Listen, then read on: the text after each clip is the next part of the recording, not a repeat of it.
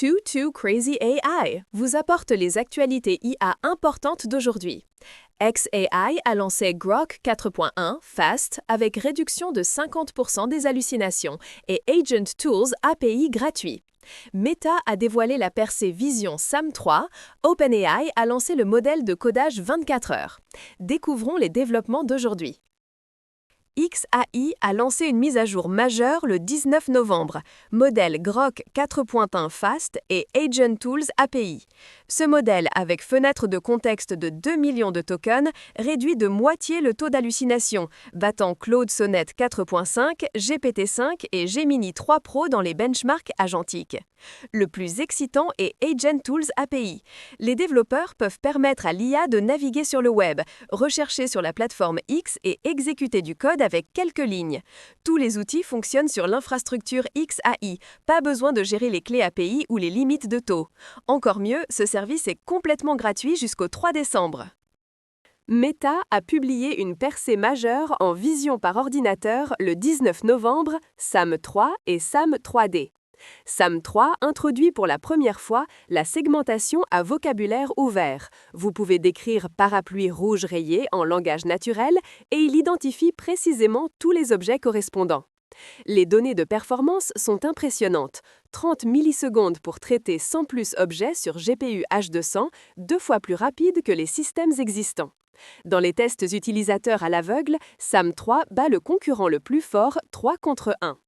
SAM 3D peut même reconstruire des modèles 3D complets à partir d'une seule photo 2D, ouvrant de nouvelles possibilités pour AR, VR et vision robotique. OpenAI a publié un changeur de jeu pour la programmation le 19 novembre, GPT 5.1 Codex Max. La plus grande percée est la technologie de compaction, permettant à l'IA de travailler de manière cohérente à travers plusieurs fenêtres de contexte, traitant des millions de tokens, réalisant un codage autonome de 24 heures plus. Côté performance, il a atteint 77,9% de précision sur SweBench Verified et 79,9% sur SweLancer, établissant des records industriels. Encore plus impressionnant, il atteint de meilleures performances avec moins de tokens de pensée, améliorant l'efficacité de 30%. C'est le premier modèle d'environnement Windows d'OpenAI, maintenant disponible sur toutes les plateformes Codex.